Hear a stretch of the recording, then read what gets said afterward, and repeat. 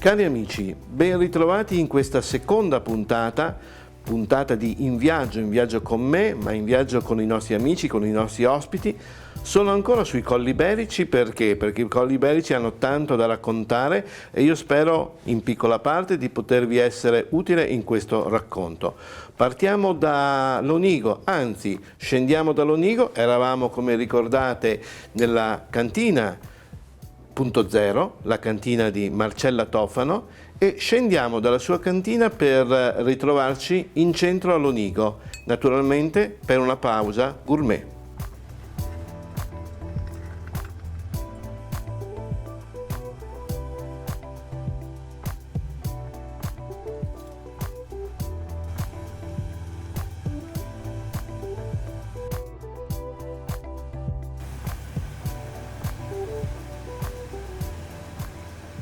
Abbiamo preparato un raviolo, è un raviolo fatto con una farina integrale. All'interno abbiamo utilizzato dell'olio dei Colli Iberici, un olio spremuto al freddo. Viene appoggiato su una crema soffice di patate, abbiamo utilizzato delle patate di Roveredo di Qua, quindi stiamo sempre sui colli. E alla fine, per finire il piatto, abbiamo grattugiato del tartufo nero.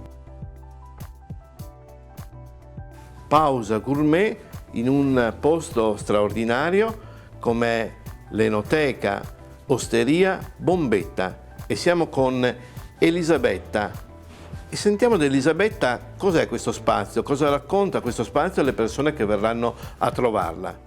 Peculiarità della mia enoteca, della mia osteria ed enoteca, il rispetto innanzitutto della tradizione, dei piatti della tradizione, dei vini territoriali, ma anche un po' la rivisitazione dei medesimi, abbinando anche vitigni magari inusitati e anche vini magari direi non troppo blasonati, non perché non mi aggradino, ma proprio perché il mio focus è quello di fare un po' di ricerca anche alternativa. Sono una amante del vino, una mia grande passione da quando ho memoria, posso dirlo, quindi questa riscoperta anche dei vini biologici nonché di quelli naturali e biodinamici apre nuove porte a mio avviso, quindi non bisogna essere fossilizzati sui vini che maggiormente si conoscono, ma bisogna essere pronti anche a nuove esperienze gustative e visive assolutamente. Andiamo oltre le etichette. Con questo piatto io ho abbinato un vino alsaziano, il domaine si chiama Jos Meillet.